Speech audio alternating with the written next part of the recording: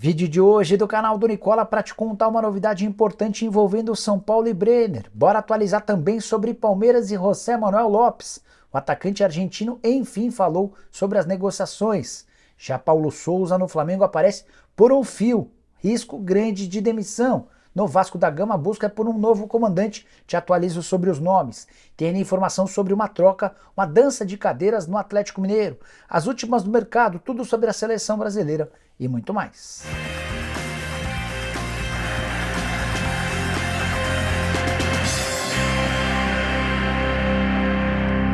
Fala aí pessoal, bem-vindos a mais um vídeo do canal. Me chamo Jorge Nicola, ótima semana a todos. Você que é novo, saiba que eu estou no mercado desde 2000 trabalhando com jornalismo esportivo, passagens por ESPN, Diário de São Paulo, Rádio Bradesco Esportes FM, Rádio Bandeirantes, entre outros. E a missão por aqui é deixar você super bem informado sobre as coisas do seu time do coração para não perder nada. Só apertar o botãozinho vermelho de inscreva-se, ativa também as notificações e assim você sabe sempre que tiver vídeo novo sobre o mercado, bastidores, transferências e muito mais. Bora contar que todo esse conteúdo é um oferecimento de 1xBet, casa de apostas esportivas que é parceira do Barcelona, do Liverpool, do Chelsea, entre outros. E se você não apostou no jogo da seleção contra o Japão, não tem problema. Tem vários outros jogos para você apostar na 1xBet, como por exemplo o confronto entre Croácia e França pela Nations Cup. Jogo que paga R$ 3,70 em caso de vitória da Croácia, R$ 3,52 para o empate e R$ 2,16 para a seleção francesa. Um pouquinho mais tarde, fechando a rodada do Campeonato Brasileiro da Série A, teremos Botafogo e Goiás, vitória do Botafogo pagando R$ 1,67.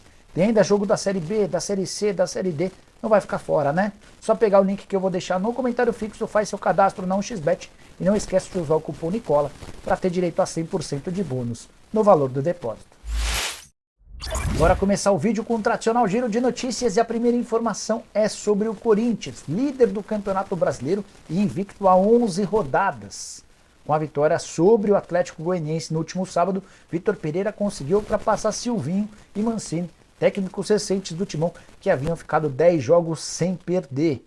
Timão que agora tenta se manter na liderança do Campeonato Brasileiro se beneficiou do empate entre Atlético e Palmeiras. Bora falar sobre Gabriel Sara. Na live desse domingo me perguntaram sobre o tempo de recuperação que o meia São Paulino ainda vai precisar passar. A resposta é 3 meses. Ele havia se contundido contra o Jorge Wilstermann, precisou passar por uma cirurgia no tornozelo direito em maio e a recuperação ainda vai demorar mais um tempinho. Bora te falar também sobre Landim, Rodolfo Landim, presidente do Flamengo, que deixou o estádio do Maracanã antes mesmo do fim da partida. Assim que o Fortaleza marcou o segundo gol, o presidente do Flamengo pegou suas coisas e se mandou. Acabou não escutando mais uma vez gritos contra o próprio presidente rubro-negro. Para fechar o giro de notícias, quero contar sobre a situação de Maurício Barbieri, técnico que conheceu à frente do Red Bull seu 9º jogo sem vitória.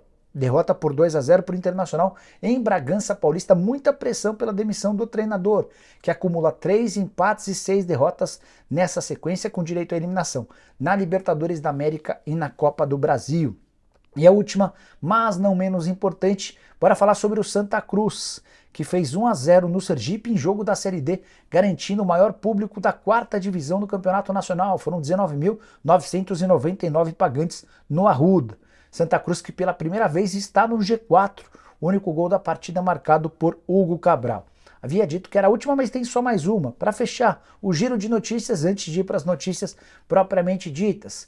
Danilo Avelar, ex-jogador do Corinthians, voltou a jogar depois de 605 dias. Ele entrou no minuto final da partida do América contra o Cuiabá, vitória do Coelho por 2-1 no sábado. Ele é jogador do Coelho, está emprestado até dezembro. Bora falar sobre seleção brasileira e esclarecer um boato que ganhou muita força ao longo do domingo, a notícia de que Vinícius Júnior e Richarlison teriam trocado socos. Não é verdade, trata-se de uma grande fake news que ganhou bastante espaço e dimensão com as redes sociais. Inclusive circularam imagens de que os dois estariam brigando. Vamos explicar direito essa história. Richarlison, Vinícius Júnior, Daniel Alves e Neymar estavam brincando de petelecos na orelha e também tapas na cabeça. Quem errava levava os petelecos ou os tapas na cabeça.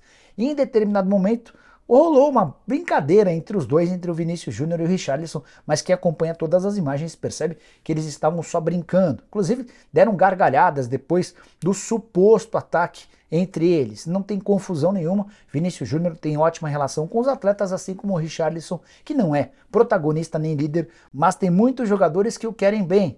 O clima na seleção brasileira é dos melhores, inclusive com o Neymar comandando toda a trope. Uma das perguntas que eu mais recebi durante a live desse domingo aqui no canal do Nicola foi sobre quem será o técnico do Vasco da Gama. Vocês sabem que o Zé Ricardo pediu demissão na manhã desse domingo. Quero até dar bastidores e detalhes sobre a saída do treinador. Ele se sentia bem pouco prestigiado pela nova compradora do Vasco, a 777. Tinha informação de que mais cedo ou mais tarde acabaria sendo demitido.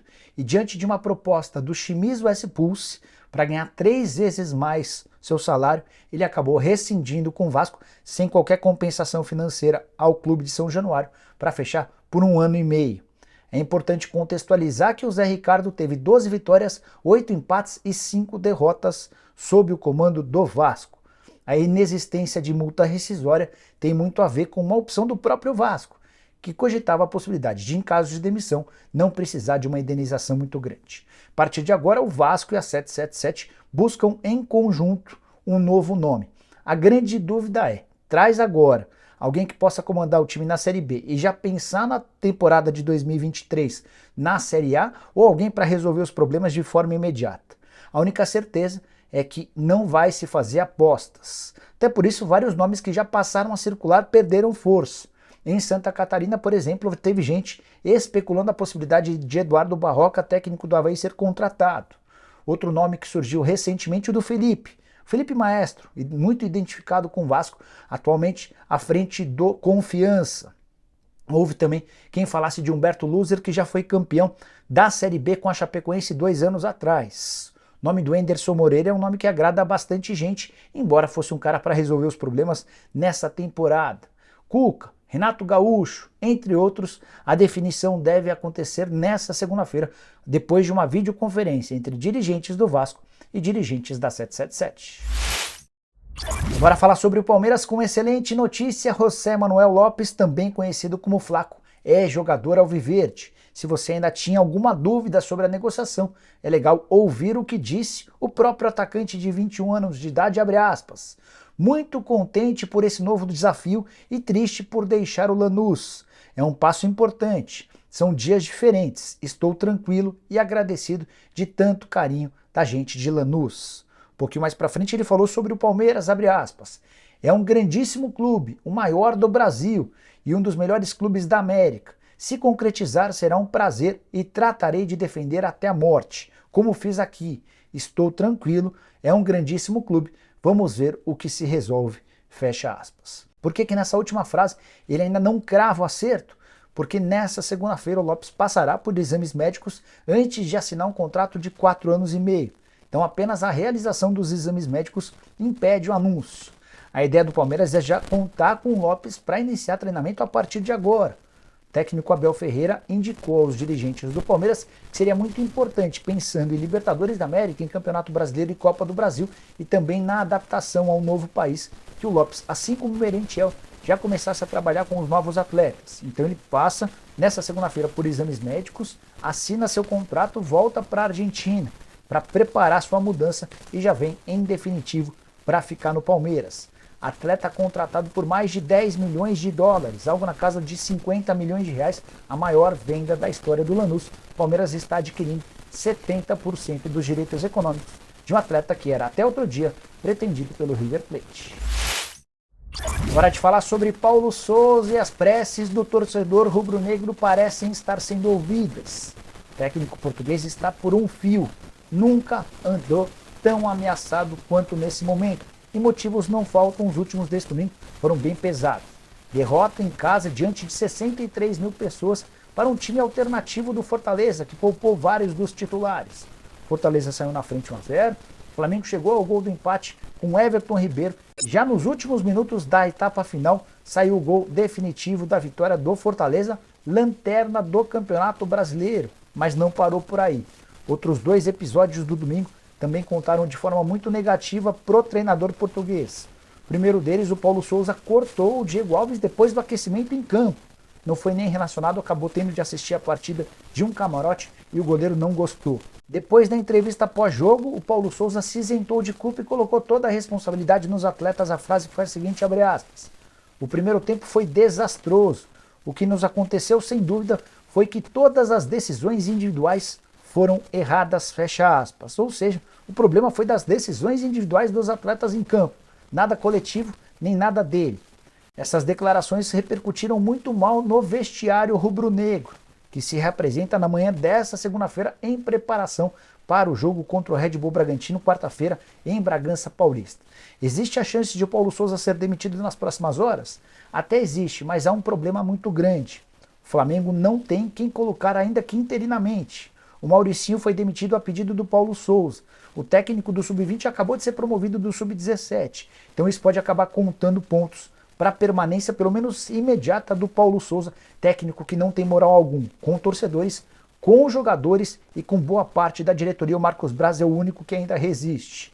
Caso seja demitido, o Flamengo vai ser obrigado a indenizá-lo em R$7.700.000. Agora falar sobre o Atlético Mineiro com informação importante. Sai Godin, entra Gemerson. É essa mudança que está sendo preparada nos bastidores do Galo. O Godin, cujo contrato termina em dezembro, tem tudo para deixar o Atlético de forma amigável nos próximos dias assim que retornar da seleção uruguaia.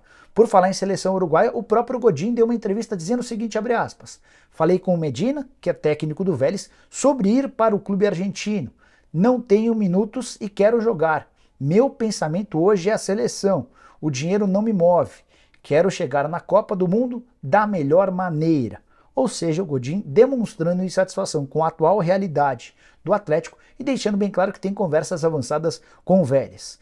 Ninguém no Atlético vai ficar triste ou frustrado com a saída do Godin, até porque o seu espaço vai ser ocupado por um jogador que já é conhecido, bastante conhecido do torcedor do Galo. Gemerson, que foi multicampeão com a camisa do Galo, tem negociações avançadas com o Rodrigo Caetano e só não será contratado se houver uma grande reviravolta. Agora fechar o vídeo para falar sobre o São Paulo, mais especificamente sobre Brenner. O tricolor já deixou bem claro que está atrás de 3 reforços para a janela da metade do ano. Um atacante de velocidade, um volante e um centroavante que possa substituir o Caleri em caso de problemas com contusão, suspensão ou qualquer coisa do tipo. O nome do Brenner tem sido bastante especulado entre torcedores, jogador formado na própria base do São Paulo e vendido tempos atrás ao Cincinnati FC. Mas não existe nenhuma negociação entre o São Paulo e o Brenner ou com o Cincinnati. O jogador não é bem avaliado pela atual administração, e quando eu falo em administração me refiro à comissão técnica e diretoria. Ninguém entende que ele seria a solução dos problemas, e mais do que isso, salário e custos da operação inviabilizam qualquer possibilidade de acordo. A grande novidade envolvendo São Paulo e Brenner é que está previsto para o mês de junho o pagamento da última parcela da venda do atleta. São Paulo vai ter direito a R$2.900.000. Não há atraso nos pagamentos, tá? É que a venda foi feita de maneira parcelada e o time americano tem feito a quitação das parcelas de forma absolutamente correta. A última vence agora no mês de junho e mais quase R$3 milhões serão embolsados pelo São Paulo. Essa grana, inclusive, será repassada para a quitação de direitos de imagem atrasados desde os tempos de Carlos Augusto de Barros e Silva, um dos piores presidentes, talvez o pior presidente da história do São Paulo.